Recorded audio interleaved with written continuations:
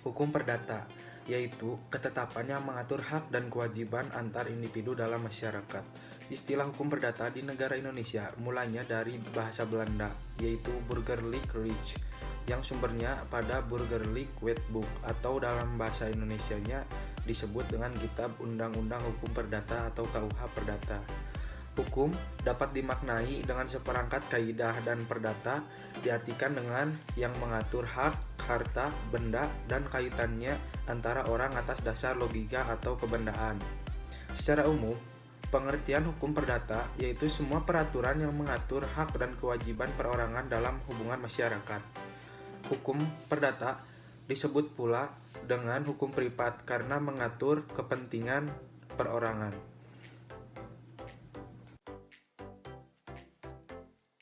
Hukum perdata menurut para ahli. Yang pertama, menurut Profesor Subekti.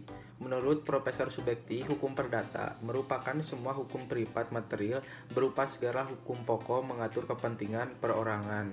Yang kedua, menurut Sri Sudewi Majoen Sofwan, hukum perdata diartikan sebagai hukum yang mengatur kepentingan warga negara perorangan yang satu dengan perorangan yang lainnya. Yang ketiga, menurut Profesor Sudikno Merto Kusumo, hukum perdata yakni keseluruhan peraturan yang mempelajari tentang hubungan antara orang yang satu dengan yang lainnya, baik meliputi hubungan keluarga dan pergaulan masyarakat. Hukum perdata ada dua. Yang pertama, hukum perdata material, yaitu hukum yang mengatur kepentingan-kepentingan perdata subjek hukum. Yang kedua, hukum perdata formil, yaitu hukum yang mengatur bagaimana cara seseorang mempertahankan haknya apabila dilanggar oleh orang lain. Ruang lingkup hukum perdata. Yang pertama, mencakup hukum perdata, hukum dagang, hukum bisnis, hukum ekonomi. Asas yang berlaku dalam ruang lingkup hukum perdata yaitu hubungan hukum perdata dan hukum dagang lex specialis derogat legi generali. Yang kedua, hanya hukum perdata saja.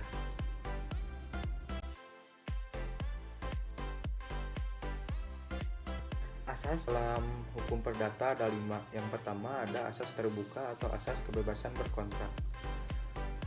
Asas kebebasan berkontrak adalah suatu asas yang memberikan kebebasan kepada para pihak untuk yang membuat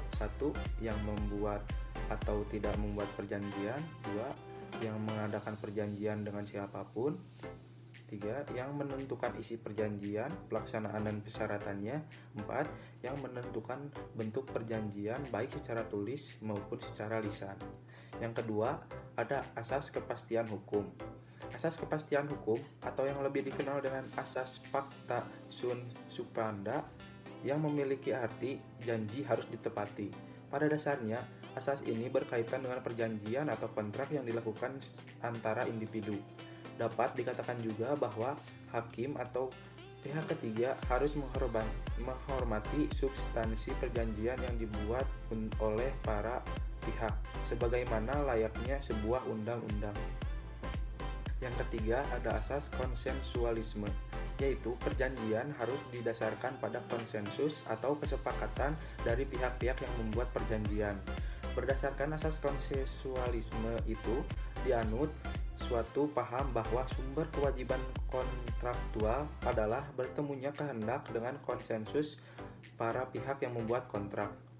Asas konsensualisme ini terdapat di dalam pasal 1320 KUH Perdata. Hukum perjanjian yang diatur di dalam KUH Perdata berasas konsensualisme.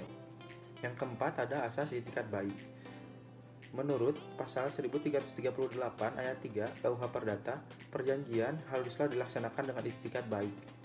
Itikat baik disyaratkan dalam hal pelaksanaan dari suatu perjanjian, bukan pada pembuatan. Sebab unsur itikat baik dalam hal proses pembuatan suatu perjanjian sudah terdapat di dalam unsur kausa yang halal pada pasal 1320 KUH Perdata. Yang kelima ada asas kepribadian. Asas kepribadian menjelaskan bahwa ruang lingkup berlakunya perjanjian hanyalah pada pihak-pihak yang membuat perjanjian saja. pihak di luar perjanjian tidak dapat menuntut suatu hak apapun berdasarkan perjanjian itu.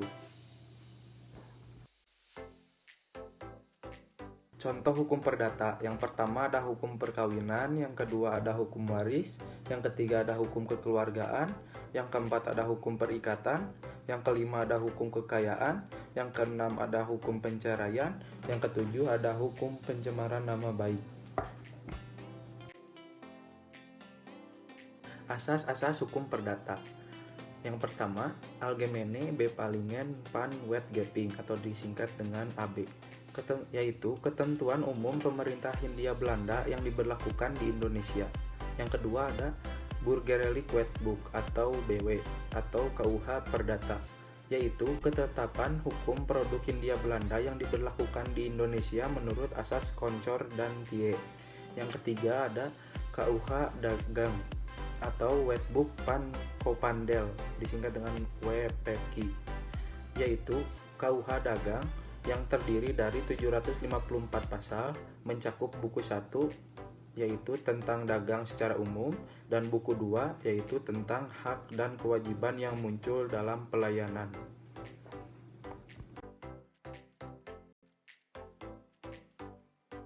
Proses hukum acara perdata di pengadilan negeri. Yang pertama, penggugat mengajukan gugatan ke pengadilan negeri. Yang kedua, tergugat dipanggil secara sah oleh pengadilan negeri. Yang ketiga, hakim sebagai penengah untuk menyelesaikan persoalan hukum perdata. Yang keempat, didengar keterangan tergugat. Yang kelima, dilakukan dading. Yang keenam, tidak berhasil, maka diteruskan pada tahap replik dan duplik. Yang ketujuh, berakhir dengan putusan hakim.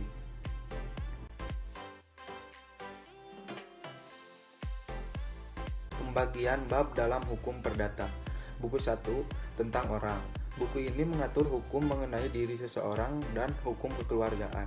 Buku 2 yaitu tentang kebendaan.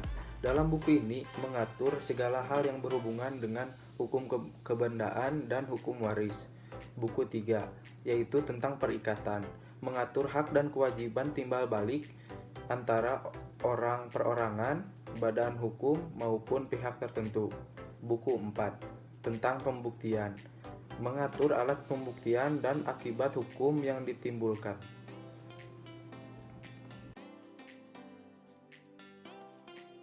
Contoh pasal hukum perdata. Yang pertama, pasal 570 yang berbunyi, hak milik adalah kepemilikan untuk menikmati kegunaan suatu kebendaan dengan leluasa dan untuk berbuat bebas terhadap kebendaan itu dengan kedaulatan sepenuhnya, asal tidak bertentangan dengan undang-undang, ketertiban umum tanpa mengganggu hak orang lain. Yang kedua, pasal 1320 yang berbunyi, persetujuan diperlukan 4 syarat, yaitu sepakat mereka yang mengikatkan diri, kecakapan dalam membuat ikatan, suatu hal tertentu dengan sebab yang halal. Yang ketiga, pasal 1338 yang berbunyi, semua persetujuan yang dibuat secara sah berlaku sebagai sebuah undang-undang bagi mereka yang membuatnya.